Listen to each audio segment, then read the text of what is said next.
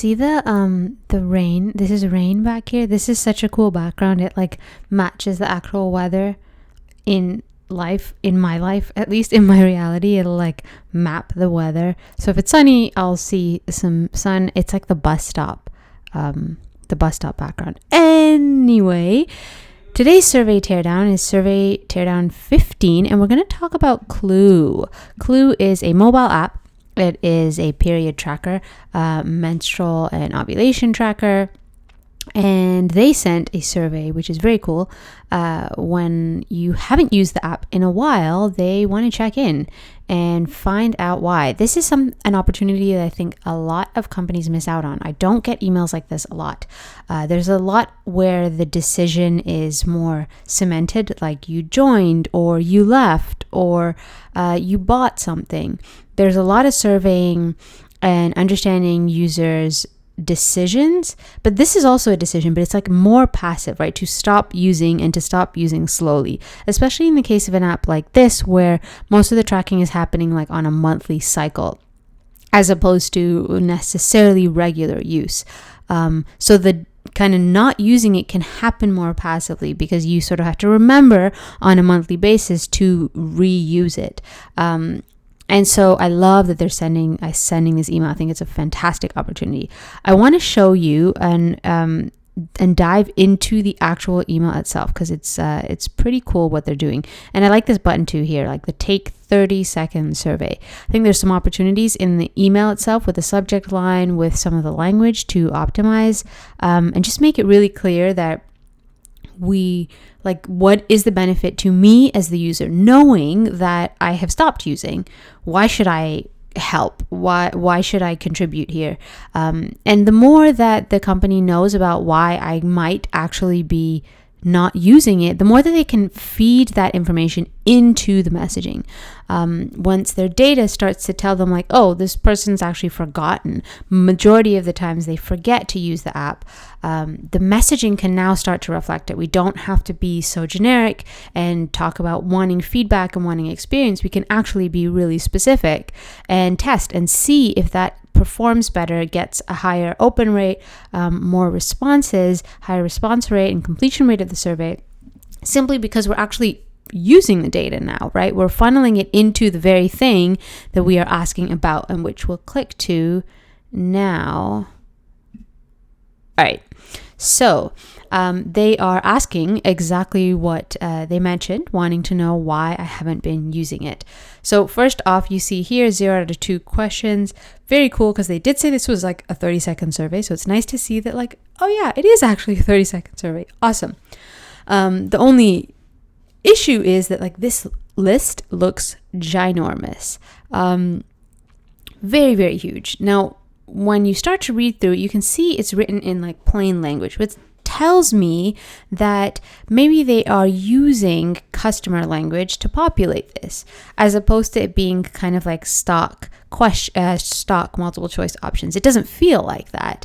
It feels like they have heard a bunch of reasons of why folks have stopped using Clue, and they populated them into multiple choice, which is, in theory, a really, really good, smart idea that I highly, highly encourage doing.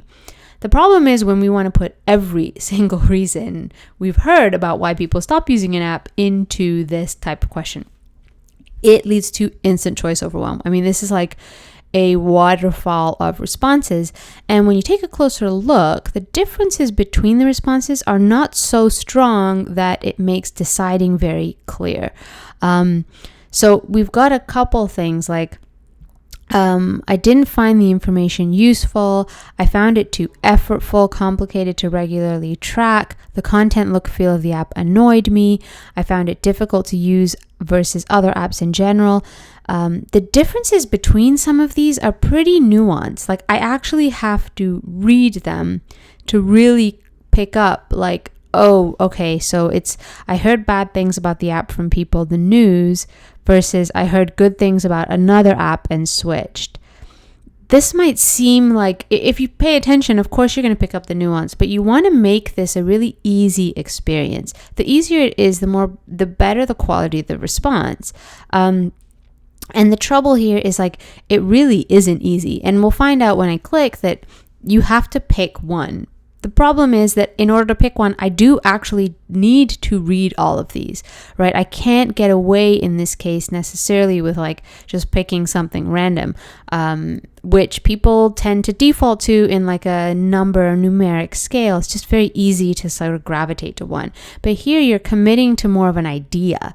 You're committing to something qualitative. And so you might have folks like just reading a couple and picking from the top few, or kind of like not really registering and sort of skimming and trying to figure out where they fit, or reading a couple and seeing like, okay, the difference between these is very more, like it's much more granular, so they need to pay more attention to read.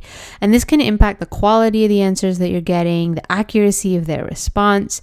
It just leads them to bias. The other thing is that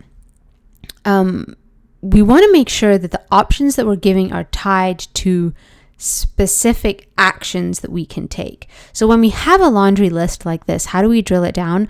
2 ways. One, you offer more general options, general multiple choice options. Try to keep it to 5. So general multiple choice, and then they're general in a way that you can use your follow-up question. So you might have 3 questions for this survey instead of 2.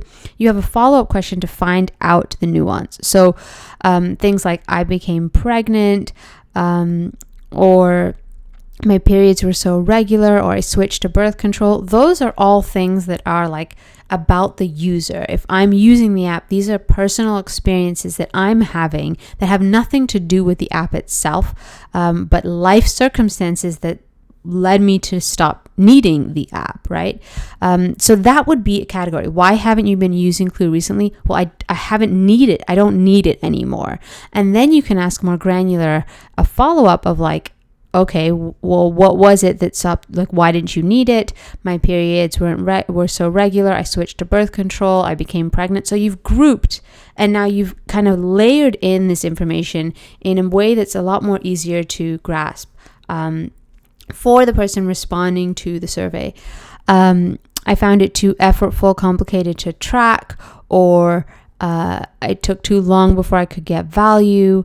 I found it difficult to use. So this is like negative things, and they have to do with like the app experience, difficulty, or finding it difficult or complicated, or not clear value. So you can start to see that you can group things here, and when you group them, the impact of the data becomes a lot more clear. So not only are you helping the user upfront by like helping them categorize the way that like what their reasons are for not using Clue anymore, you're also then making it clear of like, oh, well, this is data that has to do more about them, or this is data that has to do with the UI of the app, or this is data that has to do with how trustworthy the app is or experienced to be.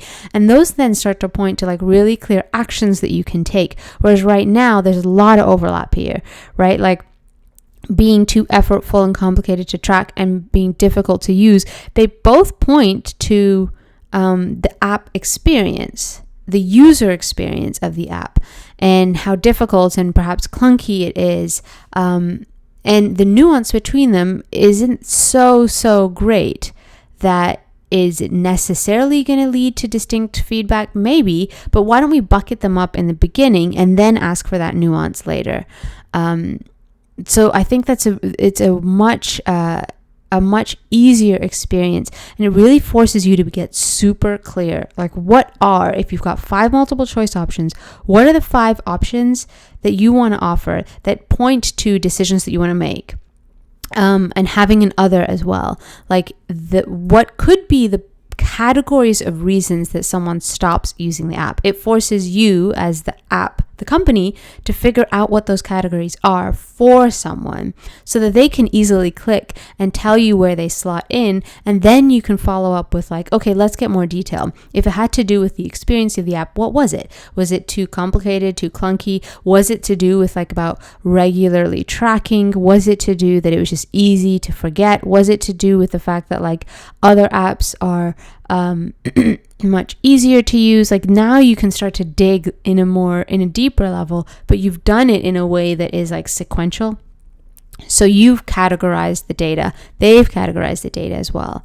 And then you dive deeper. Because what a multiple choice, the power of it is that it can prompt the reader, prompt the participant. So I don't necessarily know exactly why I haven't been using this app recently, but when I start to see some options, I can use those options as prompts and be like, oh yeah, you know what? I have just been forgetting about it. Or, oh no, these are like personal reasons. Actually, it's nothing to do with the app itself. And so this operates as a way to help remind me, as opposed to me bumping into like giant choice overwhelm. And there's just too many options, too much work to read all of the options, too much, there's too big a need to like pay attention to the nuance between them to figure out and make sure I'm clicking the exact right thing. So I'm going to click this guy and you'll see it hops to the second question, which is there anything else you'd like to tell us? What I'm curious about is how much is the answer here overlapping what they've already said here? Because people are perhaps not reading all of the things, or they have multiple answers. Like, I forgot about it, and also it took too long before I could get any value from it. So I'm wondering how redundant the data that they're getting here is with this, which is a function of, if that was the case, the fact that there's a lot of room to be optimized here. One more thing I'll call out is when you say something like, it took too long before I could get any value from it. So that sounds like it is specific, but it's still pretty vague. If there are specific features, specific functions of the app that you can call out, like the tracking, for example, if there are specifics in like what competitors offer, like other apps that perhaps other apps track menstrual cycles as well as other things, for example, bringing that level of specificity in here. So not in the initial question when you have the 5 categories, but in a follow-up, because this is something that I'm wondering if like what would they do with this data exactly? It took too long before I could get any value from it. Well, what does that mean? What kind of decision can Clue make with this kind of insight?